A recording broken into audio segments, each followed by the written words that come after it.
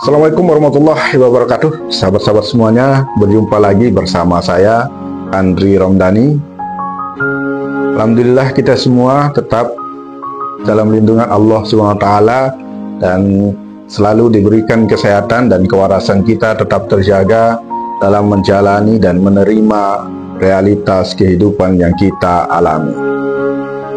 Nah, sahabat-sahabat semuanya, di video kali ini saya akan berbagi tentang ada 6 cara yang bisa kita lakukan untuk melatih atau mengelola kesabaran kita agar kita bisa lebih bersyukur dan bisa lebih tenang dan damai dalam menjalani kehidupan ini.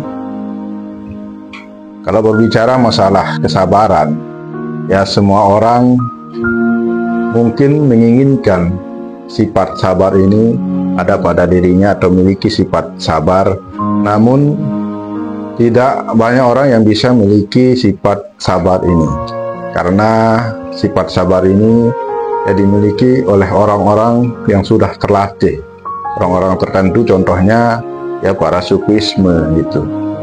Namun bukan berarti kita orang-orang biasa, orang-orang awam tidak bisa memiliki sifat sabar gitu. Ya semua orang punya potensi, ya memiliki potensi untuk melatih atau memiliki sifat sabaran ini ketika kita mampu untuk melatih dan untuk mengelolanya. Karena ketika kita sudah punya rasa atau sifat sabar, maka kita bisa lebih ikhlas dalam menjalani kehidupan ini. Di dalam surat Al-Baqarah juga Allah menjelaskan, itu dalam surat Al-Baqarah ayat 153, di sana Allah menjelaskan tentang kesabaran ini. Bismillahirrahmanirrahim.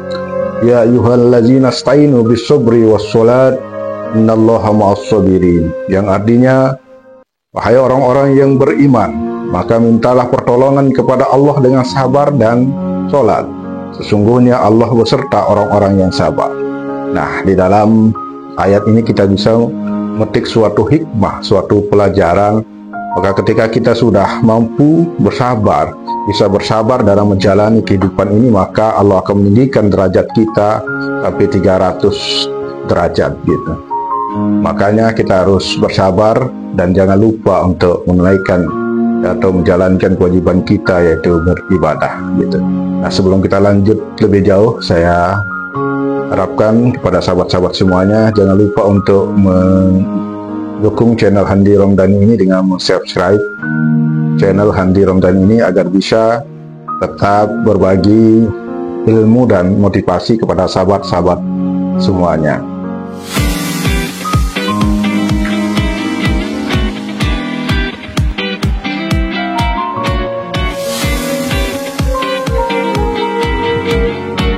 Nah, sahabat-sahabat semuanya,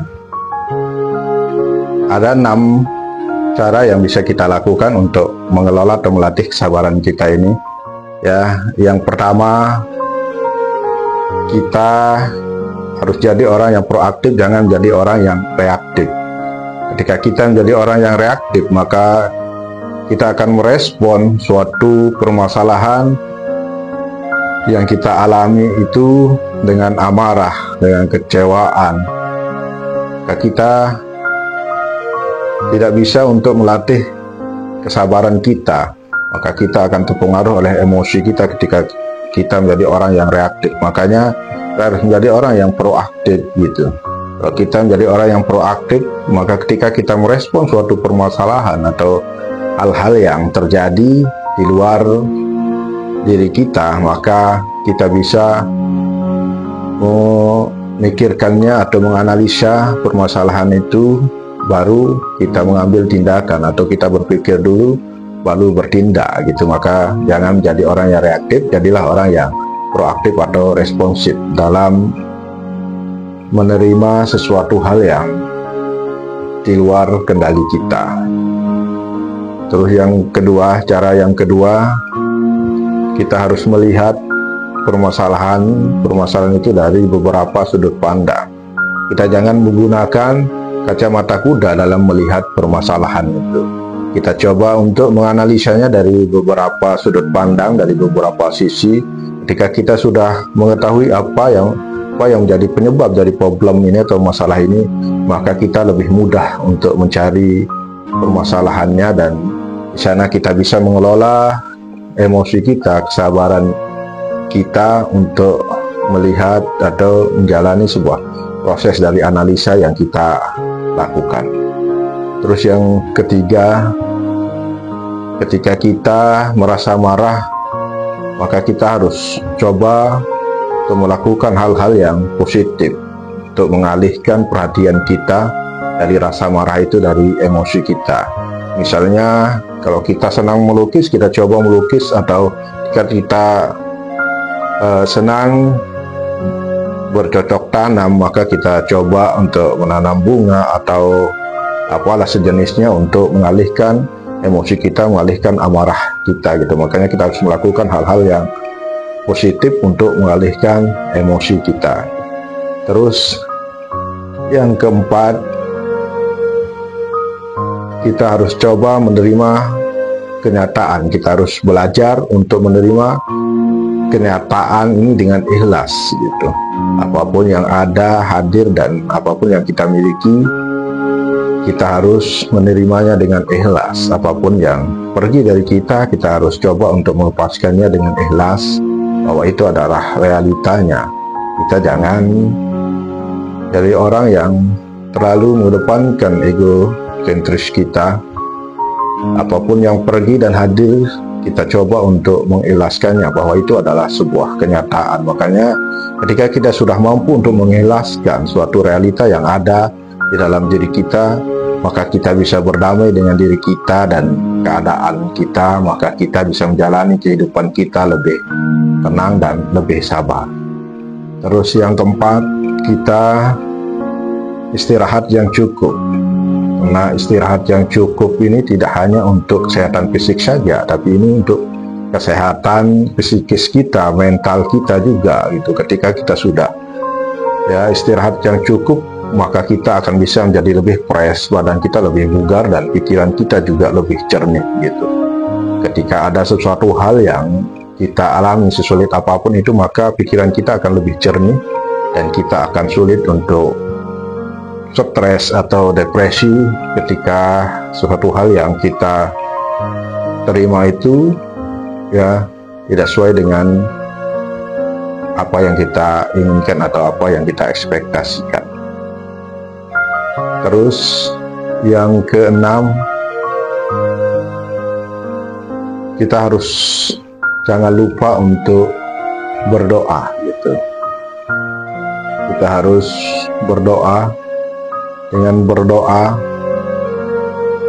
atau bertawakal kepada Allah SWT, kita menyerahkan atau kita pasrahkan semua permasalahan kita, semua urusan kita kepada Allah SWT. Kita serahkan semuanya, apalagi masalah sabar ini kita serahkan ke pemilik jiwa gitu, yang membolak-balikkan hati manusia dan jiwa. Maka kita serahkan agar hati kita tetap diberikan ketenangan, kedamaian atau kesabaran dalam menjalani kehidupan ini. Doa ini sahabat-sahabat semuanya, doa ini sangat luar biasa sekali dahsyatnya. Sahabat-sahabat semuanya, jangan remehkan doa, karena hanya doa yang bisa untuk merubah takdir gitu. Makanya apapun yang kita lakukan, jangan lupa untuk berdoa sahabat-sahabat semuanya. Nah, ini tadi 6 cara yang kita lakukan agar kita bisa mengelola kesabaran kita, atau melatih kesabaran kita agar kita bisa menjadi orang yang lebih sabaran gitu. Jangan terpancing emosi, karena kita kalau terlalu reaktif gitu, baru kita mendengar suatu hal yang tidak sesuai dengan hati kita atau kata-kata orang, itu langsung amarah kita langsung meledak gitu. Nah, ketika kita coba untuk melatih atau mengelola kesabaran kita ini, maka apapun yang dikatakan oleh orang lain, apapun yang dilakukan oleh orang lain, kita akan bisa menganalisanya dulu gitu. Kita tidak akan terpancing oleh emosi, karena emosi inilah yang membuat kita menjadi orang yang amarah gitu, orang yang pemarah. Makanya sahabat-sahabat semuanya, jangan lupa kita berdoa agar kita menjadi orang yang diberikan kesabaran gitu dalam bergaul dan menjalani kehidupan kita ini.